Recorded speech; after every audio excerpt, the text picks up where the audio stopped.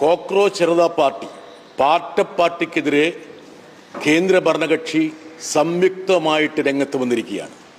ബാഹ്യശക്തികളുടെ പ്രേരണയോടെ ഇന്ത്യയിൽ അട്ടിമറി നടത്താനുള്ള ശ്രമമാണ് ഈ പാർട്ടിക്ക് പിന്നിൽ നിന്നാണ് BJP നേതാക്കൾ ഇപ്പോൾ പരസ്യമായിട്ട് ആക്ഷേപിക്കുന്നത്. അത് മാത്രമല്ല, കേന്ദ്ര സർക്കാരിൻ്റെ ശക്തി ഉപയോഗിച്ച്, അധികാരം ഉപയോഗിച്ച് ഈ അക്കൗണ്ടുകളെല്ലാം ഒന്നൊന്നായി പൂട്ടിക്കൊണ്ടേയിരിക്കുന്നു.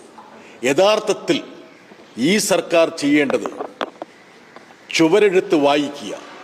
ഈ സർക്കാരിൻ്റെ നടപടികൾക്കെതിരെ രാജ്യത്തുടനീളം നുരഞ്ഞു പൊന്തുന്ന അസംതൃപ്തിയും രോഷവുമാണ് യഥാർത്ഥത്തിൽ ഈ കോക്രോച്ച് പാർട്ടിയിൽ പ്രതിഫലിക്കുന്നതെന്നുള്ള യാഥാർത്ഥ്യം ഉൾക്കൊള്ളുന്നതിന് പകരം ദേശീയ സുരക്ഷ പോലുള്ള ചില പല്ലവികൾ ഏറ്റെടുത്ത് ഇതിനെ പ്രതിരോധിക്കാനാണ് ഇവർ ശ്രമിക്കുന്നത്.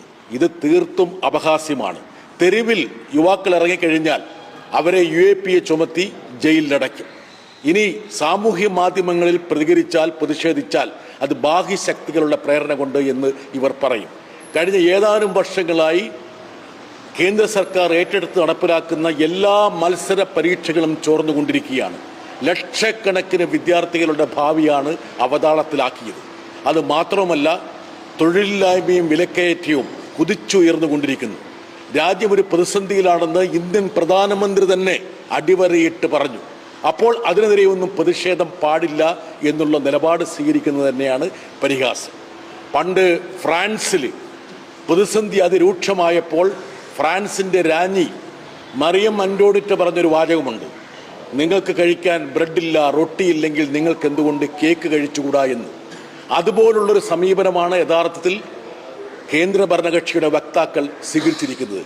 എന്തിനേയും ബാഹ്യശക്തികളുടെ ഒരു പ്രേരണ കൊണ്ടുള്ള പ്രതിഷേധമാക്കി മാറ്റി അതിനെ അടിച്ചമർത്താനാണ് ശ്രമിക്കുന്നത്. ഇതുകൊണ്ടൊന്നും ഇന്ത്യയിൽ നുരഞ്ഞു പൊന്തുന്ന അലയടിച്ചുയരുന്ന പ്രതിഷേധത്തെ തകർക്കാൻ കഴിയില്ല, അടിച്ചമർത്താൻ കഴിയില്ല. ഈ പ്രതിഷേധത്തെ അതിൻ്റേതായ രീതിയിൽ സമീപിച്ചുകൊണ്ട് പ്രതിസന്ധിക്ക് പരിഹാരം കാണാനാണ് യഥാർത്ഥത്തിൽ ഗവൺമെൻറ് ശ്രമിക്കേണ്ടത്. ധർമ്മേന്ദ്ര പ്രധാൻ പോലുള്ള മന്ത്രിമാർ രാജിവെച്ച് ഒഴിയുക.